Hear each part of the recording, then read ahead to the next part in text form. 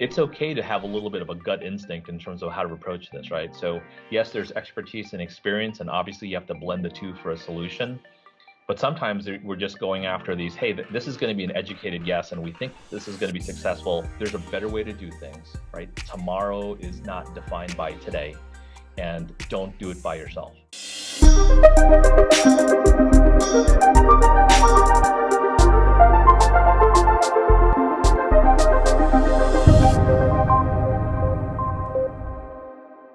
Welcome to the Change Agent Podcast. This is the podcast where we talk about interesting people that are transforming the world of their business with technology. My name is Nathan Lesnowski. I'm Concurrency's Chief Technology Officer. We've had a great time on this podcast over the many sessions that we've done. So interesting conversations about various businesses, their different ecosystems that they work in, the way they're serving their customers through challenging times, and the way they've used technology to be able to transform what they do. I've heard so many interesting stories, and this is going to be a very unique one. We're talking with Nickolo Villanueva. He is the CIO of Crisis Prevention Institute. Crisis Prevention Institute transforms the education of violent, nonviolent, de-escalation of engagement within businesses, within public spaces, within government spaces, and he's done so many interesting things over the last year to transform the way they've delivered their training, the way they have engaged their customers, and the way they think about their business. So welcome, Nickolo, to this conversation today. Thank you for having me. Looking forward to the topic. Awesome. Well, hey, let's start with just telling me a little bit about who you are and how you got to the place that you're in. You do so many awesome things over at CPI. Just tell me a little bit about your history of how you got there and how you kind of usurped some of those challenges to be able to get to the spot that you're in. Yeah, well, thank you. I guess a couple of things. So I didn't grow up saying, hey, I definitely want to go into the technology space, right? So my initial loves and interests really were in finance and in accounting. And so I worked at World Trade One. So that's the route that I took, went formal schooling on it. One of the things that I kept noticing again and again as I went to different engagements is, boy, there's a better way to do this, right? And so my foray into technology was really building my own tools in order to move forward the things that I needed to within that finance space, later in the operating space, and finally just technology in general, right? So we always looked at it as technology is a means to an end. Right? Unless your product is actually delivering a piece of software, and by the way, there's some terrific firms out there that do that, but for the most part, they're meant to fulfill a business need or societal need. And your job is to do it faster, better, more secure. Obviously, there's a security aspect in everything we do today.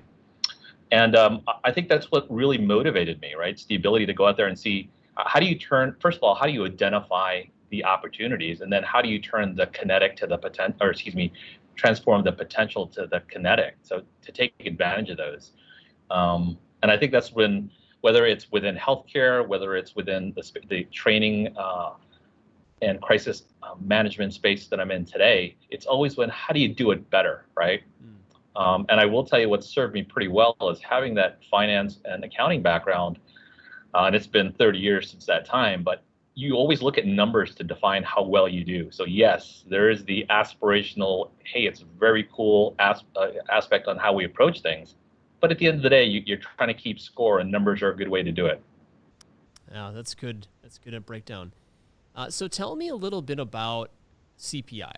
I'm not sure everyone is even necessarily aware of what you do and how you do it. It might be helpful for people to get a breakdown of the kinds of services that you're offering, and then in connection with that, how you started to transform those services to a digital realm. Yeah, no, I think there's a nice before and after story there, right? So the Crisis Prevention Institute is a firm that's been around for about 40 years. We're actually this year celebrating our 40th year anniversary. Wow. And the whole purpose of the organization is really to make the workplace safer, right? To work with people and really foster the dignity that they have, as whether they're a student, whether they're as a resident at a healthcare facility, whether they're a member of society. So how do we treat them, act appropriately towards them, keeping them safe, And then more importantly, how do we teach people to do that at a large scale? Because obviously your impact isn't simply the person next to you, but what's the ripple effect by training more and more people? So CPI is headquartered here in Milwaukee, Wisconsin, but we're a global firm. Our international headquarters is actually in Manchester, England, as well as regional headquarters in Australia and New Zealand. And really the purpose of the firm is we work with human resource organizations, we work with retail organizations, we work with healthcare, both post-acute as well as acute care organizations, and education systems, both in the K through 12 and higher ed. In fact, I think at the last check on it, we were in 80% of healthcare facilities in the U.S. And Canada. We had a presence in all of them. And the basis of this was to simply train the trainer, right? So we would train specific trainers within these organizations, and they would hold live learning events. So you can imagine back in the day, in-person events where we did that? Right, it's crazy talk. It's crazy talk.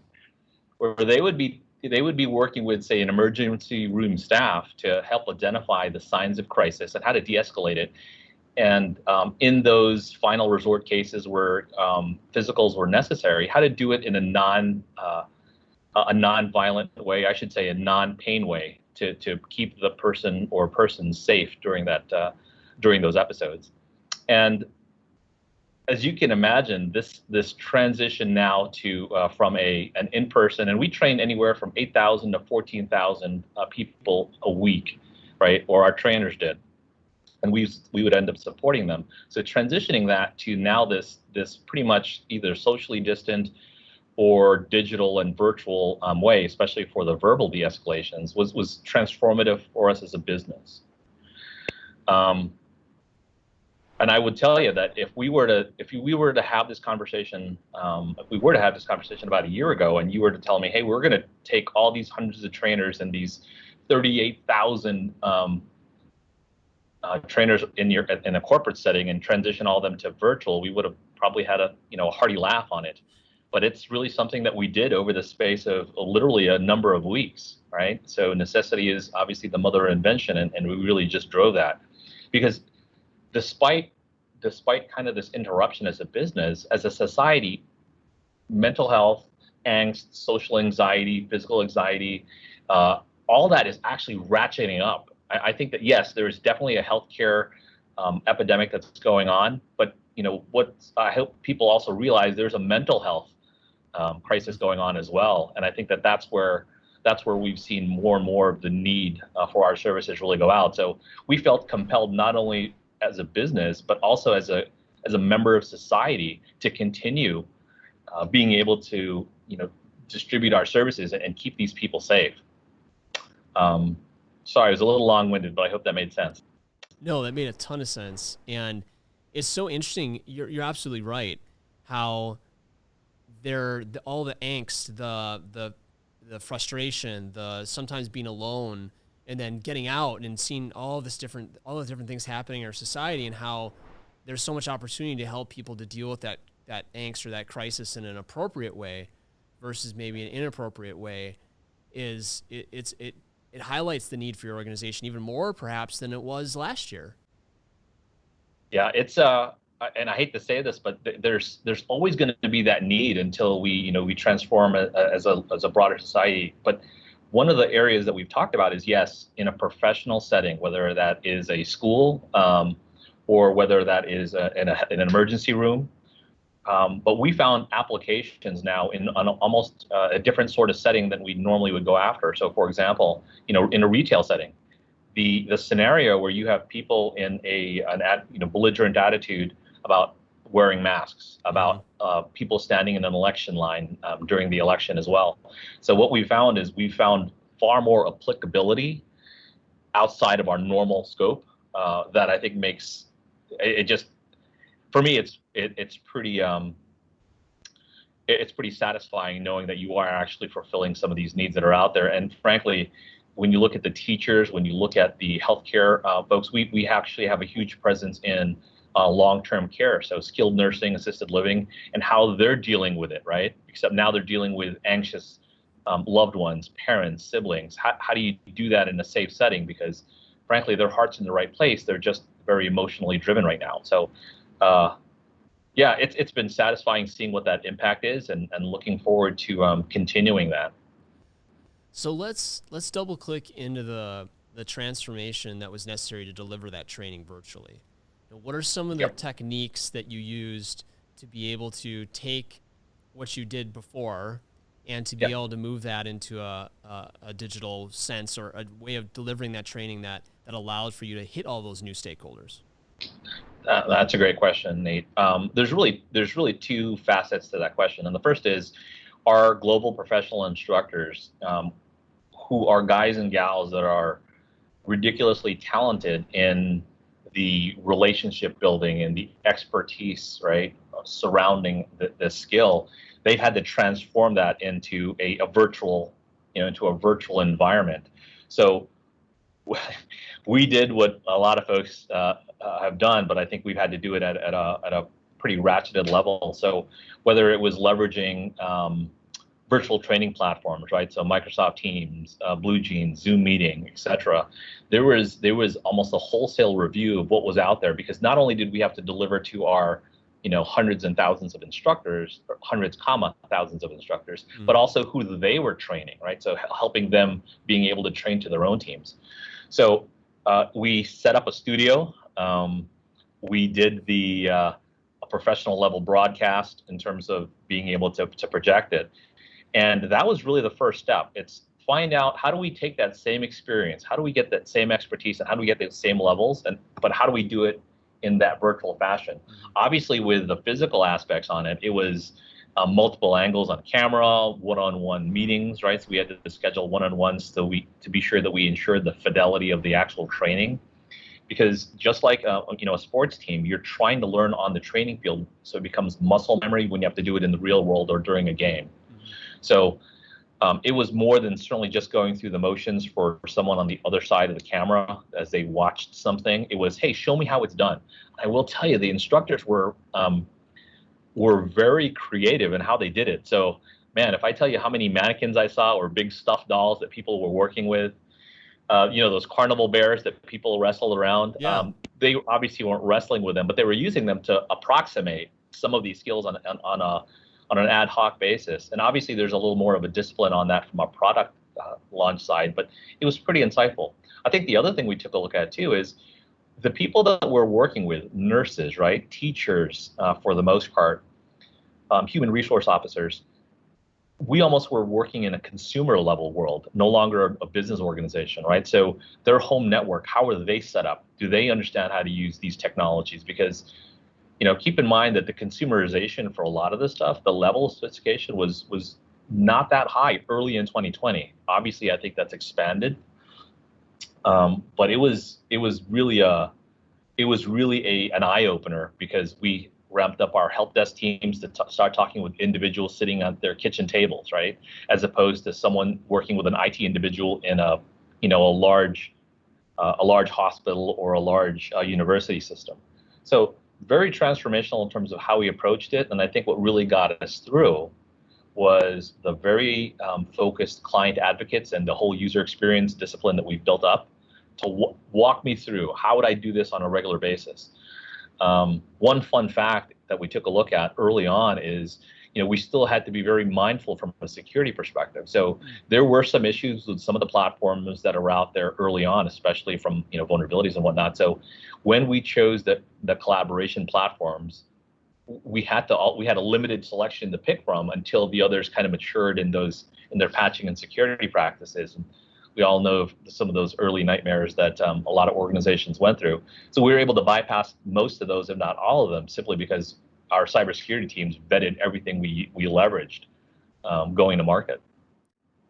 You really hit on something interesting there on the digital engagement side. When you're in person for a training event, you're fully focused. You're in a room. You're not distracted. Your laptop's not open. You're not checking your phone. Your kids aren't, asking you to check their homework. You're there. You're physically there. You're understanding it, right? And in this case, some of the things that you're mentioning, they weren't even technical things. They're just ensuring digital engagement with the person on the Right. other end of the video conference, that they were able to learn at the same level of quality that they needed to learn to be effective. Yeah, no, that was a learning aspect for me too. As we start putting through these, as we started putting together, here's how we're going to do virtual delivery. I think the fact that we work hand in hand with our product development team and with our training experts was pretty key. So just as a footnote, everyone that joins our team actually goes through the 2-week training, right? Mm-hmm. So we actually have real life experience on what this is all about. And I think that what was very helpful for us is the transformation from hey, we're going to sit here for a couple hours and do X, Y, Z. And in that, I have both verbal and nonverbal cues where I can, kind of gauge engagement of the crowd. And if I have a crowd of 14, 15, 20, 30, it's a whole different experience if I'm looking at different monitor screens, right? I mean, the team's gallery can only do so much, right? So what we ended up doing is they put together a lot of their human behavior expertise for smaller chunks, a lot of questions, interaction. It was all these soft skills that the team had already ingrained in their art, that I just sat back and was a little bit in awe of, because I could tell you we've all been in sessions that people tend to drift, and certainly you're not going to keep everyone 100% engaged, but that the criticality of the engagement and interactions was absolutely something that we honed in on. Has this changed the way that you deliver leave behind assets, training that's tied to not the in-person, not the I'm a trainer, I'm delivering you content, but I'm going through a test, or I'm looking at a type of asset that lets me have a leave behind, a review, and understand, sort of like what you might get from maybe a master class or something like that? Yeah, that's a great question. So yes, I think that there's a couple of things. First of all, training and learning is always a process and not simply an event. And I think that the things that they built into this program, obviously the scale and introduction of our learning management system scaled along with us. So we were able to deliver not only that initial live learning, or virtual learning, I should say, but the ability to say, okay, now here are all the associated courses and artifacts that you can tap into. It was a little bit of a journey, simply because a lot of people are used to paper, right? Mm-hmm. So when I'm in live learning events, these guys and gals had pencil and paper, they're writing stuff down. So not only have our workbooks had to be a lot more portable, so we have to still physical, but now we're transitioning, or we're having these conversations about transitioning to a near digital experience. And that's something I think that our product team is going to be leading the conversations on in 2021. But I will tell you that everyone still, by far, our customer engagement scores, they want that piece of paper.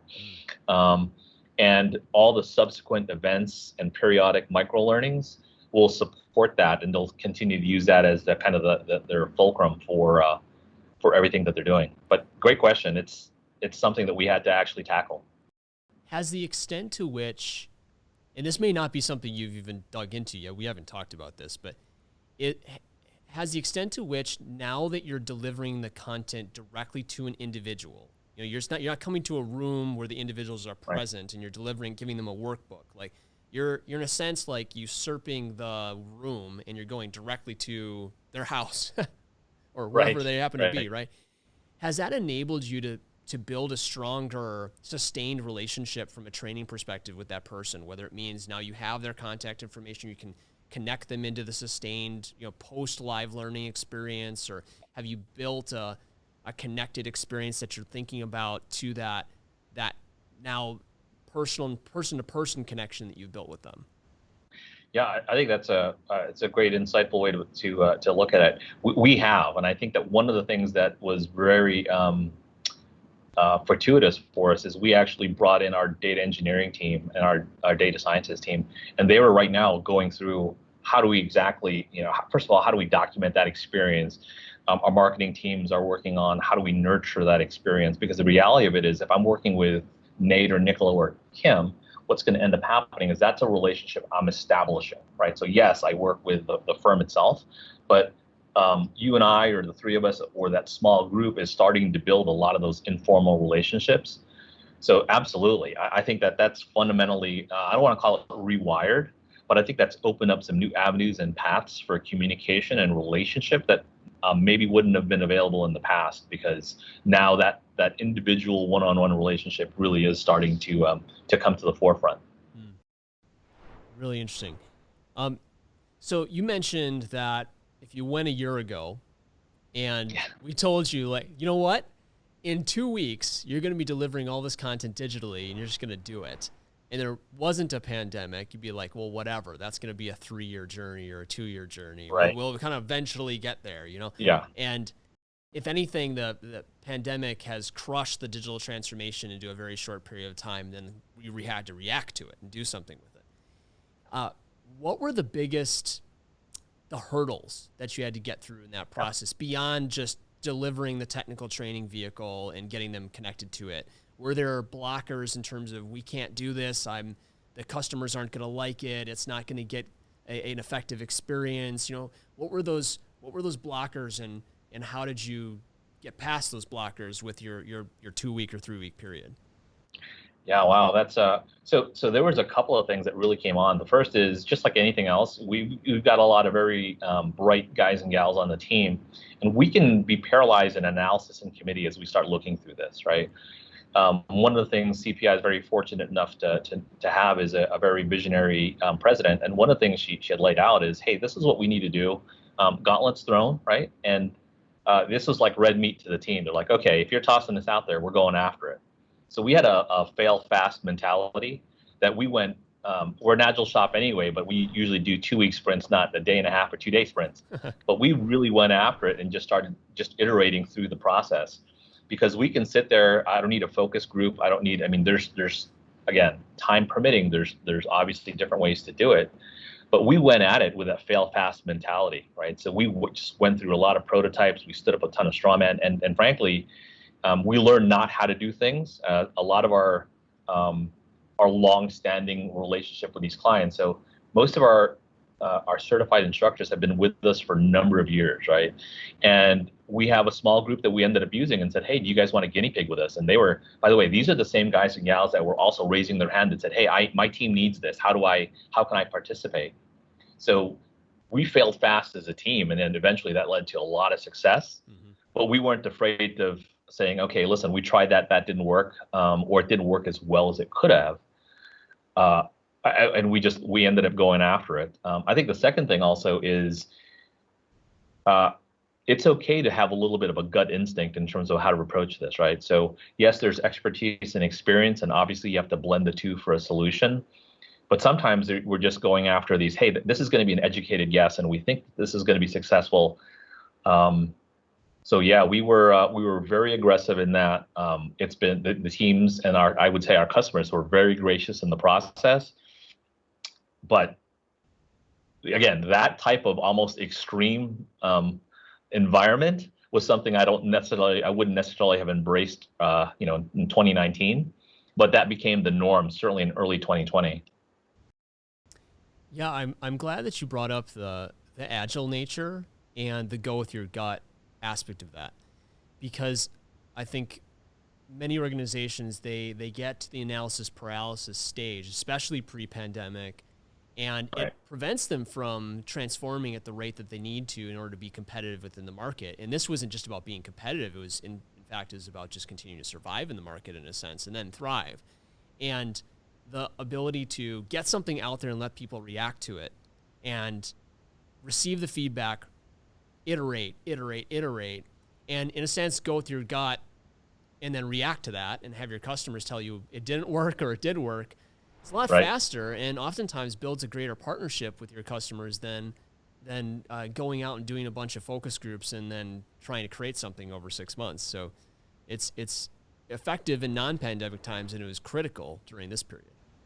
Yeah, absolutely. And I think that really blurred the lines, honestly, between internal and external resources. What ended up happening is there's almost that band of brothers sense that we're doing this together. Again, as a society, I think we certainly are.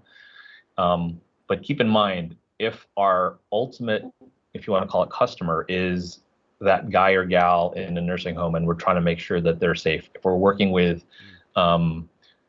students, and keep in mind, nonverbal is also done a lot virtually. So we're able to start working with tailoring it to very specific situations. If you're doing it in a retail setting, so we work with a number of retail groups, especially going into the holiday season, about how to do it. Because if you had to wait in line, how people reacted was a big deal, and certainly the election issue where our teams got involved. So we really came out of this going to be a lot stronger than we were going in. It's certainly not something I think we would have looked forward to or select or chose to do it. But we're here, or we go to the game with the team that we have, and it's been very successful for us. How did they transform the physical aspect of it? You mentioned that there's a nonverbal, there's a verbal, but then sometimes there's a physical aspect of how you have to guide a person to be safe. Right. How did that function within? You mentioned big teddy bears and things of that nature. How as a learner do I adapt that? Yeah, no, so another good question. And keep in mind that a lot of those examples were anecdotal, and some of the folks that were having a little bit of fun with it. But the serious nature of it is, there were some items, especially when you take a look at the fidelity and the efficacy of a lot of this training, you just have to do in person. So what we ended up doing for those situations, and there's still quite a bit going on, and that's obviously never really gone away, simply because of the need and the asks from the customers for those advanced physical skills. So what we've done is we simply worked with them in two formats. We broke up the actual event into both virtual training, and then the things that actually had to happen in person. Rather than a 4-day in person, it became a 1-day in person with 3 days online or 1 day online. So it was really going through the training, picking out the very specific items that had to be done in person. And frankly, you need to keep people safe, and you have to be able to do that. It's got to be just, it's something you have to exercise. So we did have a lot of in-person as well, specifically focused on just what had to be done from a physical perspective. Some were also done, frankly, leveraging technologies. So I'll give you a great example. We had some challenges working with Canadian provinces, right? So they travel restrictions where we couldn't get one of our instructors over there to do that physical part. So we ended up working with a few folks that were local that had the experience. And we would have literally a person here on a virtual session with a live group there with someone that's been essentially deputized to kind of work through that. And I think those were extremely successful. And we're right now starting to work with a lot of VR and AR. So, hang tight on that one. That's going to be probably a broader conversation. I've always looked for a reason to, get a bunch of Oculuses for the team here, but PS5 aside, I think there's going to be some fun business aspects to that. You may have found it, right? The AR training scenario. Awesome. Well, I have one last question for you, and I think it's something that's really been impactful for some of the other podcasts. And I'd love to hear about, throughout the change that you've gone through, and you've gone through just substantial change, and you've had to power through it, band of brothers, get something done, get something out there, get an excellent product, and achieve a great outcome, and keep iterating.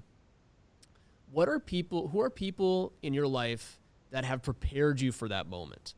I don't know if anybody walking into last year would have known that was coming, right? Who prepared you to hit that moment and be able to function as a change agent to get that transformation done? Yeah. So very good question. I think that it may seem a little cliche, but very specifically for me, something that was always taken to heart is, it's my parents. Okay. So one of the things I come from the Philippines, and my background is I have two parents with completely, diametrically different upbringings. One in traditional third world, work hard, but very poverty driven. The other was a lot more born into the right family, and it was a pretty easy go. And both of them got into the same university. One just because we were in the right family, but the other one just brute forced her way through it. She learned a lot. She was an overachiever, just sheer force of will. And I will tell you that I have both of them kind of coursing through me, obviously, but one of them to make sure that don't accept the world the way it is, right? There's a better way to do things. And the second that simply is there, I don't want to overly simplify, but enjoy the ride, right? Look around you, look left, look right. You're doing this as a team. Getting to the end alone isn't really satisfying. It's when you're there with a group. So when I approach change at a corporate level or in a business setting, it's really with that mindset in mind, right? So there's a better way to do things, right? Tomorrow is not defined by today, and don't do it by yourself. I think that technology is going to be the accelerant for change, right? That's going to start with people. That's really going to start with talent. It's going to start with tools, and it's going to start with processes. And I will tell you, looking back at my and I shudder to think what my life would have been like if my mom didn't have that drive and my dad didn't have his just calm and really soothing nature. But I will tell you, I have taken that and applied that into a business setting. And CPI is one example, but I will tell you that's pretty indicative of the journey professionally that I've had. So love the people that I'm working with, love the impact and the societal good that we as an organization embody, love the teams and the partners that we have to get us there. And at the end of the day, I just want to be sure that we're going to contribute more to society than just a personal gain or just corporate gain.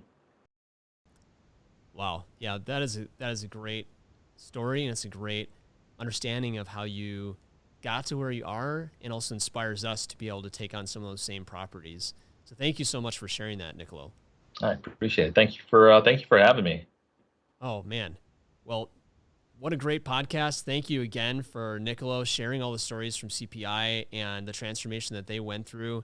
Such a tremendous impact that they're making in society, and especially at a time that it's most needed. So what an awesome story, and such a great asset for our podcast listeners.